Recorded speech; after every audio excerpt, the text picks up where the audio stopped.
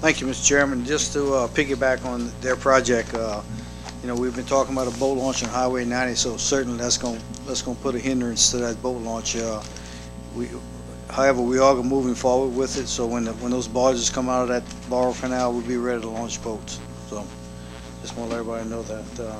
Last meeting, I met with the St. Charles Business Association and just gave them a little update on what's going on in the parish. And in fact, most of their questions was concerning the West Bank of the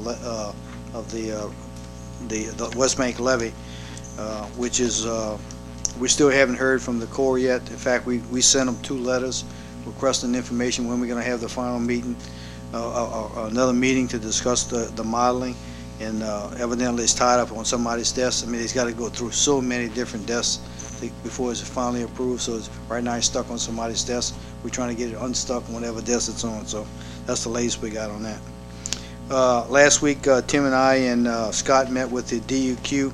There's some stimulus money available for loans and grants.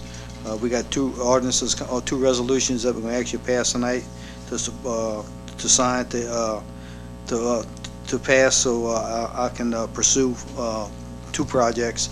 One is a grant and one is a loan of .097 through the stimulus money. Gary Grant gave us an update on. Remember, we went to Washington last year and they was talking about how much money we was going to get from the oil and gas royalties, and we asked from 1.5 to $3 million a year. Well, we got our first payment of $62,000. And we can expect that until the year 2017, and then the big money is going to kick in. Some of y'all might be here, but I'm not. I'd like to thank the Sheriff's Department for inviting us out. All of us went out to the groundbreaking ceremonies today for the Sheriff's new law enforcement complex. I think it's going to be a great addition to the parish, and I think Renee's got some pictures up there. In fact, Joe introduced Debbie Vial as my daughter, so I just got another daughter tonight.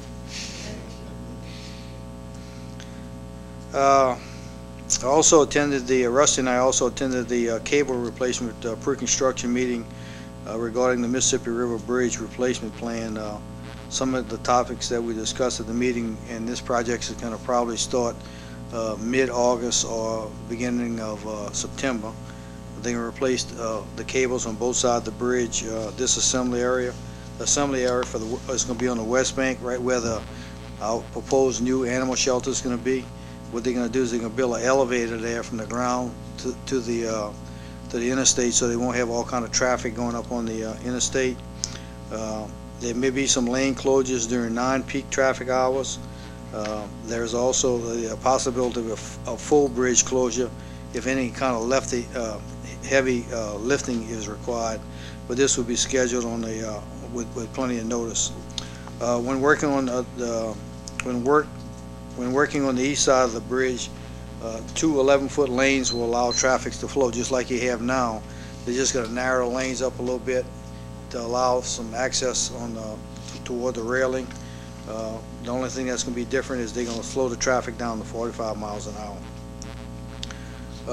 The contractor will start on the downriver side of the bridge. They asked me which side they want to start on, the East Bank or West Bank. I told them to flip a coin, just so happened the East Bank won, so they're going to start on the East Bank. Yeah.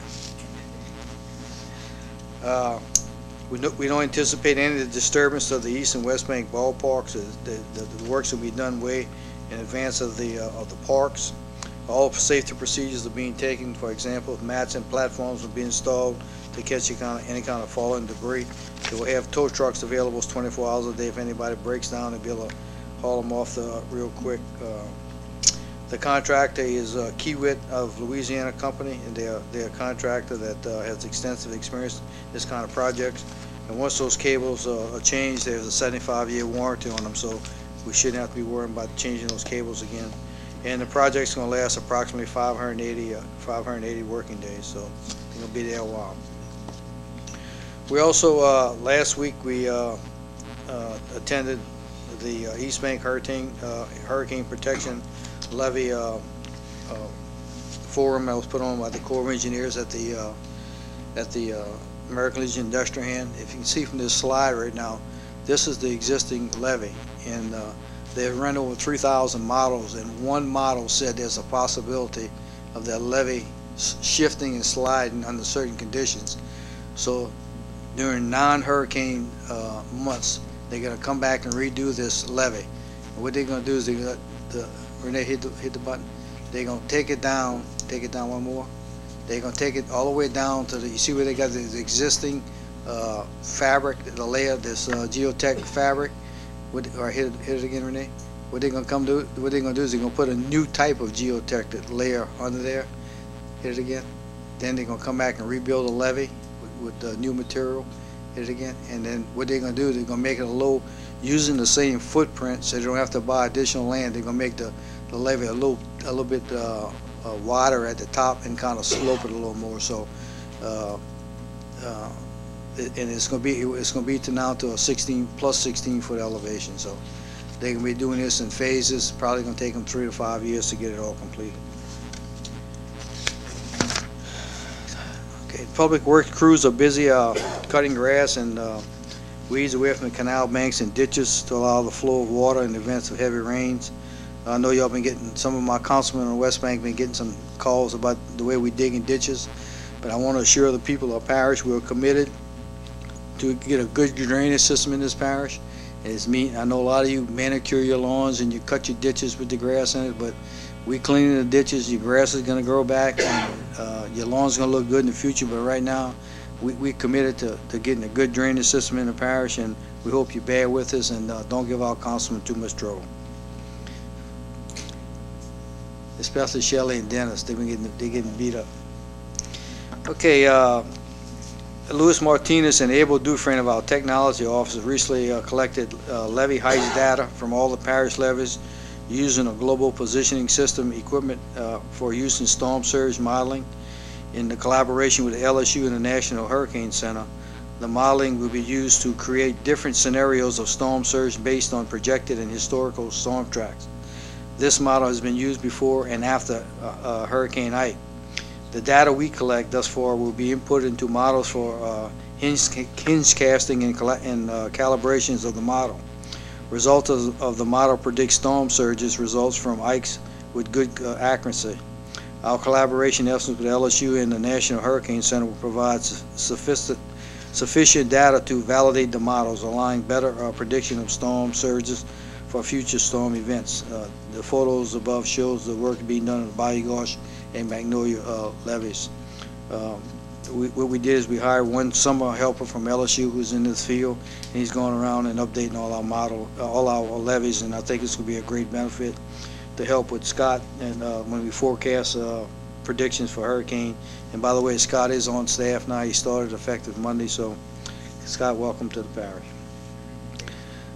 Just to elaborate on what Renee said earlier, our July 3rd 4th of July, July 3rd celebration, the fireworks display. She said we're going to have the Marine Corps band. This is a 55-piece orchestra. It's going to play for 2 hours, so I think it should be a great time. And that's conclude my report, Mr. President. Mr. Chairman. Mr. Ness. Thank you, Mr. Chair.